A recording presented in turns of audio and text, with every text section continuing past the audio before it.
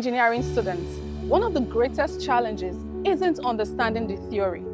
It is having the opportunity to apply it. Now, bridging the gap between the classroom learning and real-world practical experience has remained a major hurdle in preparing the next generation of innovators.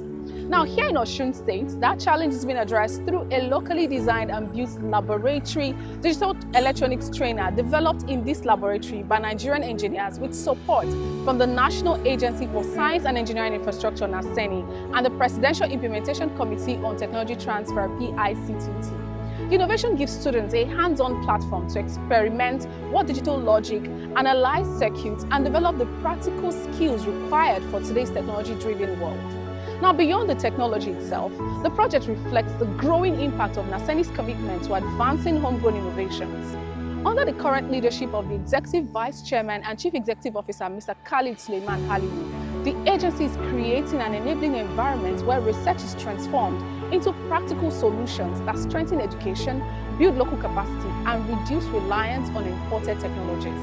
Our inspiration came from increasing challenges of providing quality practical training for the growing number of students we admitted.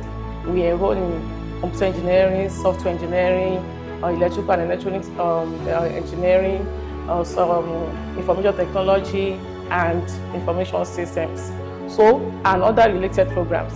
So we observed that the available laboratory equipment was insufficient to accommodate the increasing student population, while imported digital logic trainers were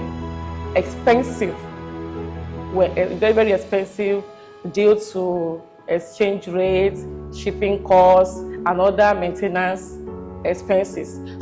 This digital electronics trainer is beyond a teaching tool. It is an investment in people, equipping future engineers with confidence, skills, and experience to innovate, compete, and contribute to Nigeria's industrial transformation. It is also a reminder that the true measure of innovation is not only what is created, but the lives it empowers and the future it helps to build. But how was this innovation developed, and what difference is it already making for students and engineering education in Nigeria? We spoke with the team behind the project. So rather than limiting our students to these challenges, we came up with the development of a proposal, and fortunately we are privileged to get the support from NASENI.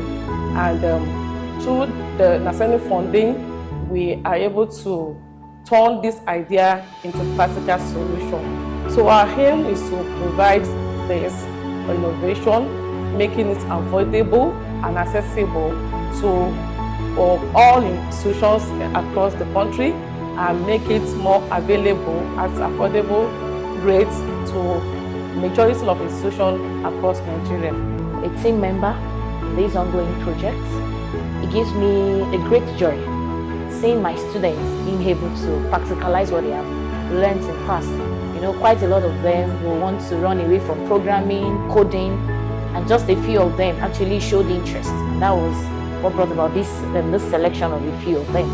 And of course, you can tell that these are the ones that really, there was a course we were taught in part 4, and that's on embedded system. And I'm so happy and I'm really glad, having to teach them the AND, OR gates, and even the truth table. They had to do a lot of cramming. If it is 0, 1, and we give you what, or we give you what. And now I'm happy. At least they have hands-on practicals.